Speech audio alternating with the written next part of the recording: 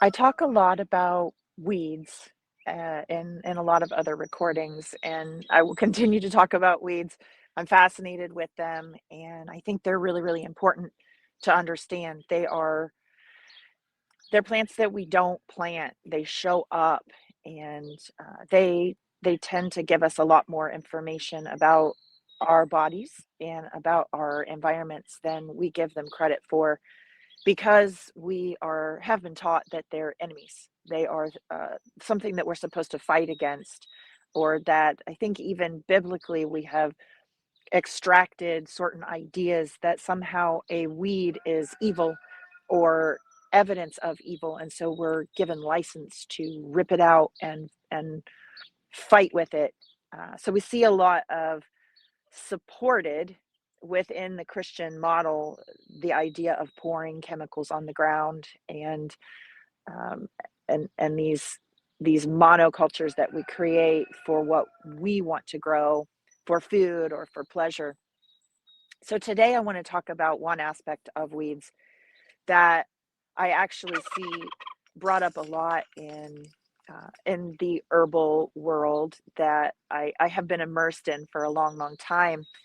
And in this conversation, I'm sort of contrasting the herbal world, and some people will say the woo woo side of things, but an herbal view that does not take into account a Christian worldview often talks about weeds showing up when we need them. So growing near us in abundance because they know that we need them. And it imbues a certain level of intelligence in the plant world that sort of goes down the route of plant divas and fairies and things that get talked about on that side of worldview.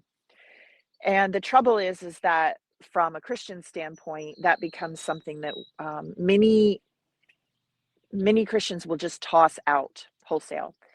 It's not something to consider because it is attached to a different way of viewing the world. Because, of course, the Christian view looks at plants and animals and everything that's around us as created by God. So, of course, they're not, weeds aren't growing where we need them because they're controlled by a plant diva, or there's some sort of local god or spirit that is in that plant that is co-creative. The problem is that there is truth here to dig into in what would be shared from folk knowledge or from pagan knowledge of or belief of how plants are interacting with us. So I want to break that apart. So first of all, weeds do grow. I will say this from a Christian worldview, and then I'm going to unpack it. Weeds do grow where they are going to provide us the most benefit. They do grow in conjunction with where we are living, um, as a as a sign that they have in them something that would benefit us. So here's there is more going on in that statement than just the chemicals in the plants. I do believe that there is intelligence given to the plant world. So that's the first earth-shattering. If you want to look at from what my position is and what my belief is, I do believe that plants have a level of intelligence that we don't understand. I do believe it is absolutely within our creator's abilities to give plants abilities from that standpoint, still separated from humans. I don't think that they think and talk to like in words. That's obviously a different that's a different treatment that we need to think about if our plants are speaking to us in words. Um, I feel like I'm running off into the weeds, ha ha ha, and I don't want to lose you. So suffice to say that it's important that you understand about me that I do believe that plants have intelligence. But from a very practical standpoint, plants that grow or weeds that are arising in the same soil where we are are plants that are needed by our bodies. So weeds have a purpose. I have talked about that before. If you're new here, I'm going to explain that a little bit. Weeds have a purpose in that they are specialists at fixing a certain aspect of deficiency, or sometimes even something that is um, overabundant and out of balance in the soil. They are specialists at fixing that. So, as an example, shepherd's purse is a weed that grows where there is too much salt in the soil, nitrate. So often you'll see them at the edge of a farm field where there is nitrate runoff. And their purpose in growing is to rebalance the soil. They are specialists at pulling that up out of the soil and fixing, if you will, that balance that needs to be addressed. So when we drive along, my husband and I have traveled a lot as I go around the country and speak. And because we don't take planes, we're always driving. And I would go through a community, and based on the weeds that I saw in abundance, I could tell you what types of common human disease and ailments and imbalances were happening in that area by the weeds that were growing, because the weeds grow where they have soil, there are soil issues going on. And this is the same soil. If you are eating local, if you are getting water, if you're getting groundwater coming from, they've percolated through the same soils, you will have the same imbalances that are in the soil in your body.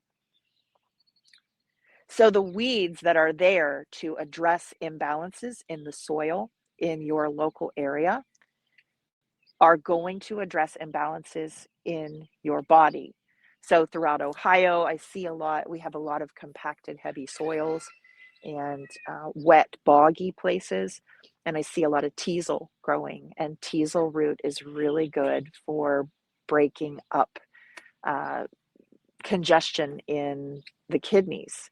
And so here we look at the soil, we look at what's happening with water that's sitting and needing to percolate through the soil and be filtered, and teasel does that. And teasel will do that for the human body. So the weeds really can give us an idea of what's happening in the soil, but they can also give us an indication as to what is deficient and going on in our bodies. And this is another really strong reason as to why we are meant to be tied more intimately with our soils. We are meant to eat from the local area where we're living. We are meant to drink the waters that are there, because as the weeds are specialists there in fixing the soil, when we use those in our bodies, we're contributing to a healthier environment all the way around. The weeds are growing where in abundance, directly where you need them if you are tied to your land. And conversely, this is a really big problem as to why the more we are disconnected from our land, and we are connected to a lab where our food comes from and our water comes in bottles, we become disconnected from the space that we are actually living in, and the plants that are available there are no longer really applicable to us. um, it may be a new way of you thinking about this, and so I will leave you with that to ponder.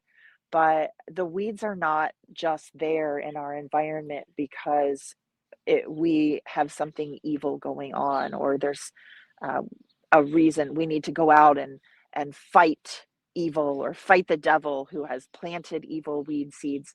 I want to talk again in another one of these episodes about why those weed seeds are coming about, where they come from, and why they're popping up. But it is really, really important for us to understand that yes, weeds do grow where we most need them. We don't need to attribute them to a plant spirit. there is science there that we can understand from a science level of why those plants are growing near us.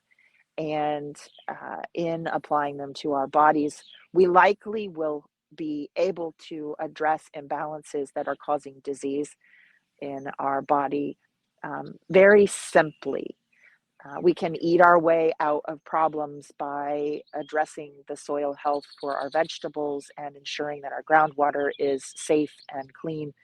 But we can also address remedies by using the weeds that are popping up around our tomatoes and that we see, like behind me, we have a fallow area, and you can see what's growing. These are the things that I'm most going to focus on putting into teas and bringing into the house into soups and salads and casseroles, because these plants contain the nutrition that is missing in uh, in our bodies. So thanks for joining me. I hope that God is blessing you today, and I'll see you on another day.